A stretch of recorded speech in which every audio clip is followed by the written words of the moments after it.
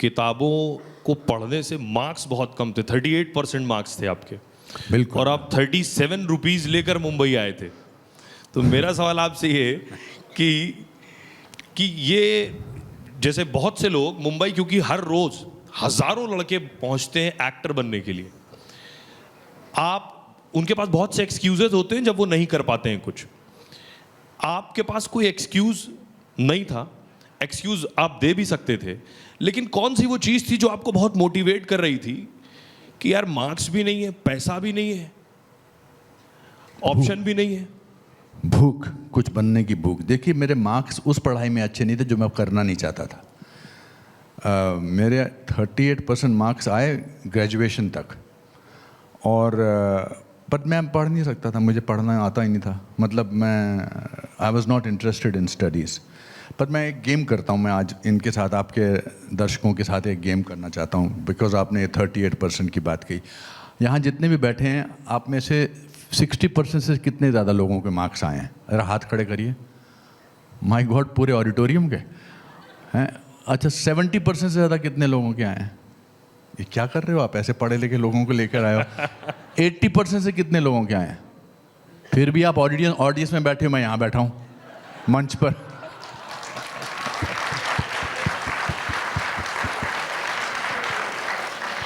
Sir लेकिन नहीं, मैं आपकी उपलब्धियों को छोटा नहीं कर रहा हूँ, ना ही मैं ऐसे बिल्कुल नहीं ऐसा करना चाह रहा हूँ, मगर एक भूख होती है, एक भूख जो होती है कुछ करने की, कुछ कर गुजरने की। लेकिन वो दौर कैसा था, आप एहसास कर पा रहे थे कि मेरे को तो पता ही नहीं लगता था मैं पढ़ाई में अच्छा हूँ। मुझे पता है ना, मेरे माँ बाप ने कभी मुझे इस बात का एहसास कराया कि मैं पढ़ाई में अच्छा नहीं हूँ। बिकॉज मेरे फादर जो थे वो क्लार्क थे फॉरेस्ट डिपार्टमेंट में, उनकी पूरी ज़िंदगी बेचारों की इसी में निकल गई थी। वो 8 बजे निकलते थे और 8 बजे वापस आते थे कि 14 लोगों के घर, लोग परिवार को उनको बड़ा करना है। So they never had the time to ask कि तू क्या बनेगा, क्या करना चाहता है। मैं IAS ऑफिसर बनना चाहता था। अभी विक्रांत थोड़ी देर पहले यहाँ बैठे थे, मैं 100 क्वेश्चन आए थे जिसमें टिक करने, मैं सिर्फ 3 क्वेश्चन को टिक मार्क कर पाया था। वो भी मैंने, बिकॉज अब कुछ तो करना था तो मैंने ऐसे कर दिया था। But I think I had, cinema हमारे वहाँ पर बहुत दिखाते थे, जैसे गणपति के दिनों में मुंबई में दिखाते हैं, तो मैं वो जब सिनेमा देखता था, मैंने फिल्म देखी थी उपकार, मनोज कुमार साहब की, दिल एक मंदिर, 2 आँखें 12 हाथ। वो फिल्में देख के मुझे लगता था ये वर्ल्ड बड़ा कमाल का है। नया नया आज़ाद हुआ था हिंदुस्तान। मैं हिंदुस्तान से 8 साल छोटा हूँ और हम दोनों एक साथ बड़े हैं। और आप और अर्नब गोस्वामी की डेट ऑफ बर्थ भी सेम है। हाँ, मैं भी 7 7 मार्च हूँ, अर्नब गोस्वामी 7 मार्च है, तो महानता हम लेके चले थे। तो आई थिंक बिकॉज जब आप प्लान नहीं करते हैं चीज़ें, लेकिन आप छोड़ना नहीं चाहते हैं, तो फिर आपको कोई ताकत रोक ही नहीं सकती है। मेरे फादर ने बड़ी अच्छी बात कही थी कि failure is an event, never a person. तो जब फादर ने 14 साल के बच्चे से ये डर निकाल दिया था कि भैया फेल हो जाओ तो कोई बहुत बड़ी बात नहीं है, it's all right to fail. और 37 रुपये की जहाँ तक आप बात लेके गए थे, देखिए इसीलिए मुझे सब चीज़ें याद हैं। मैं 3 जून 1981 को लखनऊ से मुंबई पहुँचा था अपनी किस्मत आजमाने के लिए, और 37 रुपये थे मेरे पास। और इन पिछले 43 ईयर्स में मैं यहाँ आपके साथ बैठा हूँ, मुझे कभी गरीबी का एहसास हो ही नहीं सकता। मेरे बुरे दिन भी लगते हैं, मुझे लगता है कि 37 रुपये तो ज़्यादा कमाया है मैंने। So I don't feel poor in any sense. मैं 2004 में ऑलमोस्ट बैंकरप्ट हो गया था, क्योंकि मैं टीवी टाइकून बनना चाहता था, मैं कुछ करना चाहता था, मैंने उधार लेना शुरू कर दिया। मैं पूरे 100 साल के खेर खानदान में अकेला ऐसा इंसान था जिसने 10,000 रुपये साथ में देखे थे। सो जब आप, मैंने इसे सच्चाई, नॉट नेसेसरली सच्चाई बोलने वाली सच्चाई, सच्चाई की ज़िंदगी जीते हैं ना, तो आपको किसी बात का डर नहीं रहता है, ऐसा मुझे महसूस होता है। लेकिन सर आप बॉलीवुड नहीं हॉलीवुड तक भी पहुंच गए, और आप साथ साथ और ये वो भी भी कहते तब जब हैं, ये मैं भी कहते हैं मेरी अंग्रेजी ठीक नहीं। यार आपने बड़ा अच्छा रिसर्च किया, मैं आपको मैं वेरी हैप्पी। आपका केवल हेयर स्टाइल ही साफ सुथरा नहीं है, आपकी सोच भी साफ सुथरी है। हाँ, मैं हिंदी मीडियम स्कूल से आया हूँ। वो विक्रांत ने भी एक डायलॉग बोला था कि पढ़ाई में तो पास हो जाते हैं, ये सच है। मेरे साथ तो बहुत हमारे साथ होता था। हिंदी मीडियम स्कूल वालों को अंग्रेजी मीडियम स्कूल की लड़कियां बिल्कुल नहीं देखती हैं, बिल्कुल भाव नहीं देती हैं। और मेरे डीएवी स्कूल के आसपास सिर्फ लड़कियां, ये इंग्लिश मीडियम स्कूल की ही लड़कियां होती थी। बट अगेन बिकॉज फेलियर का डर नहीं था, I decided that I can do English language films. मेहनत ही करनी है ना, तो सिर्फ अगर मेहनत ही करनी है तो कुछ भी हो सकता है। तो मैं उठता था, मैंने बेंड इट लाइक बेकम मेरी पहली फिल्म थी।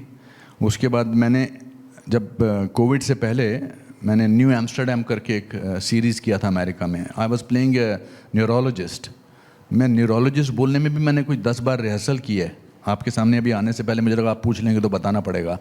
नहीं, लेकिन जो बात आप कह रहे हैं, इस तरह जब आप काम करते हैं तो हम कई बार हिंदी में सोचते हैं और फिर उसके बाद हम इंग्लिश में बोलते हैं, तो ये परेशानी होती है उसको। हाँ हाँ, मैं तो अभी भी, आपको क्या लग रहा है हिंदी में क्यों बात कर रहा हूँ? लेकिन सर, हाँ, हर हिंदी मीडियम स्कूल का, और ख़ासकर मैं, मेरे 5th स्टैंडर्ड में हमको ABCD सिखाई गई थी, 5th स्टैंडर्ड में। तो जब मैं नेशनल स्कूल ऑफ ड्रामा का कोर्स करके बॉम्बे पहुंचा, तो मुझे लगता था हर इंसान जो है मुझसे ज़्यादा कम जानता है, लेकिन क्योंकि अंग्रेज़ी में बोल रहा है लोग उसकी बात सुन रहे हैं और मैं नहीं सुन रहा हूँ। फिर मैंने उन्हीं चाचा जी को, आज वो बड़े खुश होंगे कि मैंने उनका 2 बार नाम लिया है, उनको मैंने कहा चाचा जी मुझे अंग्रेज़ी बोलनी कैसे आएगी? तो उन्होंने कहा बेटा कोई भी लैंग्वेज सीखने के लिए उसके लैंग्वेज में बोलना ज़रूरी है। तो मैंने मुंबई में डिसाइड कर लिया कि मैं 4 बजे से लेकर 6 बजे तक सिर्फ अंग्रेज़ी में बात करूँगा।